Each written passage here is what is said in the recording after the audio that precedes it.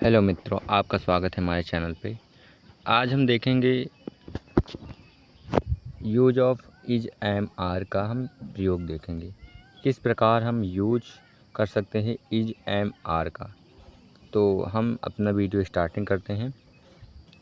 जैसा कि यहाँ लिखा गया है कि अंग्रेजी भाषा में इज एम आर का प्रयोग सबसे आसान वाक्य बनाने में किया जाता है। आपने भी दोस्तों पढ़ा होगा, एक सिंपल पास्ट प्रेजेंट टेंस होता है जिसमें इज एम का प्रयोग होता है। बड़े जो सिंपल सेंटेंस होते हैं उनको बनाने में हम इज एम का प्रयोग करते हैं। इन तीनों का प्रयोग वर्तमान काल में सिंपल सेंटेंस बनाने में किया जाता है। सिंपल सेंटेंस का अर्थ है जिसको हम सामान्यतः असर्टिव या अफर्मेटिव कह सकते हैं। तो सिंपल सेंटेंस को बनाने के लिए हम इज एम आर का प्रयोग करते हैं।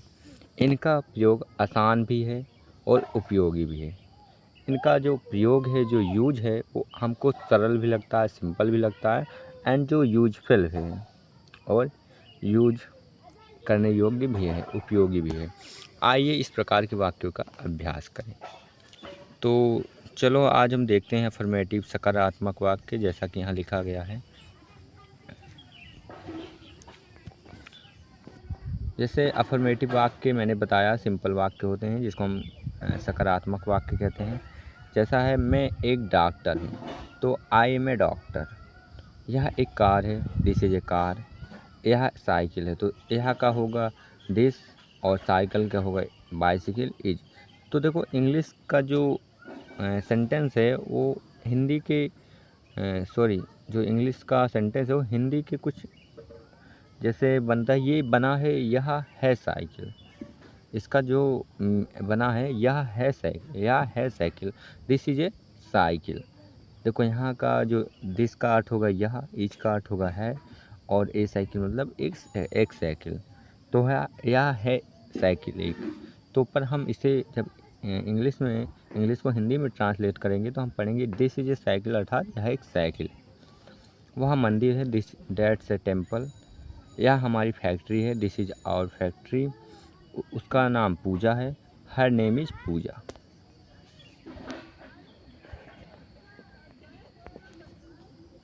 यह मेरी चाची है, दिस इज़ माई आंट। वह एक लड़का है, डेट्स ए बॉय। तो आपको ये देखकर हैरानी नहीं होगी जो यहाँ पर इस प्रकार लिख उठा है यस लगा के, तो ये इज है जो कि इसका शॉर्ट फॉर्म में लिखा गया है। तो हम यहाँ इज का प्रयोग देख रहे हैं, जैसा कि देख रहे हैं आप लोग। यह एक पेंसिल है, दिस इज ए पेंसिल। यह एक कुर्सी है, दिस चेयर इज ओल्ड। यह कलम है, this is a pen. Mahesh मेरा मित्र है, महेश इज माई फ्रेंड। वह मेरी बहन है, शी इज माई सिस्टर।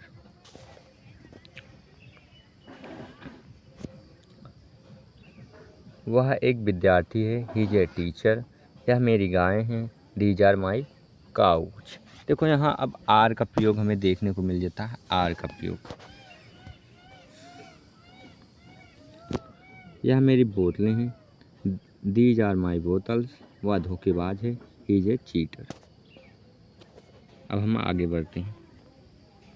आगे कुछ और सेंटेंस दिए गए हैं, जैसा कि वह ईमानदार लड़की है, she is an honest girl.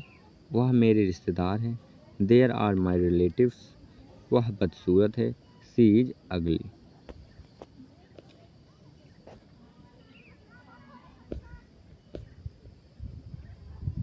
अब हम निगेटिव को देख लेते हैं कि जो निगेटिव सेंटेंस है, अभी तक हमने अफर्मेटिव को देखा था, जो इंट्रोगेटिव है। तो इस प्रश्नवाचक वाक्य में, प्रश्नवाचक वाक्य क्या होते हैं? जिसमें हम प्रश्न पूछते हैं, जिन पे हम क्वेश्चन करते हैं, उन्हीं को हम प्रश्नवाचक वाक्य कहते हैं। जैसा कि यहाँ, क्या तुम एक अध्यापक हो? तो हमने ये प्रश्न पूछा कि क्या किसी आदमी से यह प्रश्न पूछ रहे हैं, क्या तुम एक अध्यापक हो? Are you a teacher? तो हम इसका जो इस वाक्य को पहचानने का एक सिंबल है, जो कि इस प्रकार हंसिया नुमा होता है, यही इसका सिंबल है पहचानने का।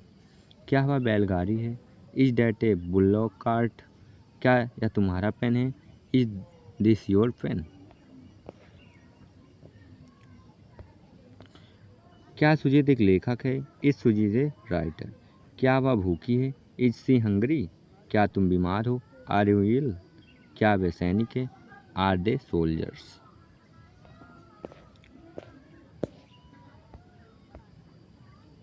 क्या हम मजदूर हैं? Are we labourers? Sorry, are we labours?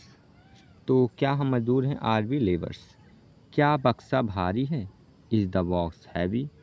क्या ये प्लेटें हैं? Are these dishes? तो हमने इंट्रोगेटिव देख लिया, तो हम कुछ मेमोरेबल पॉइंट्स देखेंगे कि अर्थात याद करने योग्य जो बातें हैं हम उन्हें देखेंगे। क्या बातें हैं याद करने योग्य?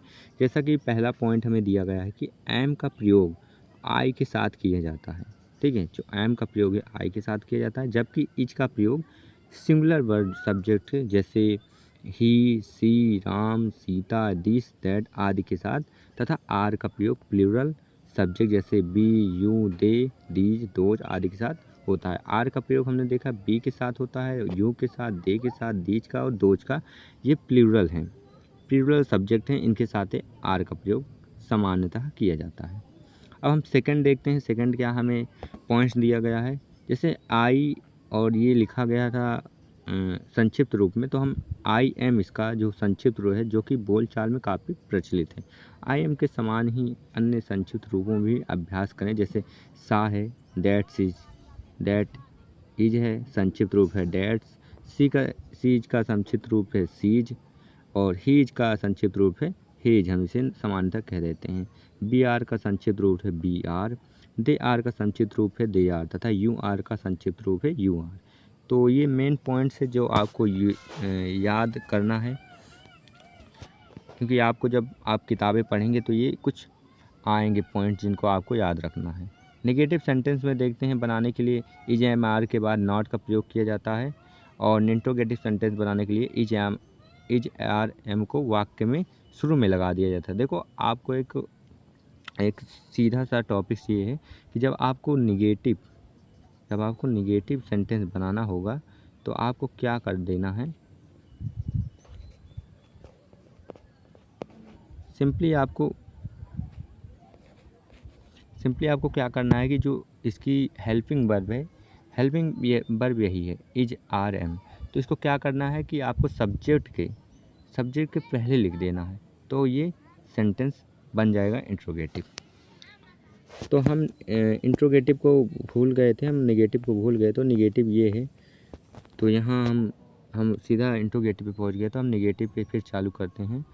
एंड जैसे यहाँ लिखा गया है नेगेटिव सेंटेंस, नकारात्मक वाक्य क्या हैं कि नकारात्मक वो वाक्य होते हैं जो नहीं होने का बोध कराएं, कि जैसे आप कह रहे हैं कि मैं काम नहीं करूँगा, तो आपका अर्थ है कि मुझे इच्छा नहीं है, मैं नहीं करूँगा। तो नकारात्मक वाक्य वही होते हैं जो नहीं का प्रदर्शन करें। जैसे मैं डॉक्टर नहीं हूँ, I am not a doctor. यह कार नहीं है, this is not a car. और है यह साइकिल नहीं है, this is not a cycle. वह मंदिर नहीं है, दैट्स नॉट ए टेम्पल। तुम उदास नहीं हो, यू आर नॉट सैड। वे खुश नहीं हैं, दे आर नॉट हैप्पी। कुछ और सेंटेंस है, उसको भी देख लेते हैं हम विद्यार्थी नहीं हैं, वी आर नॉट स्टूडेंट। वे खिलाड़ी नहीं हैं, दे आर नॉट प्लेयर्स।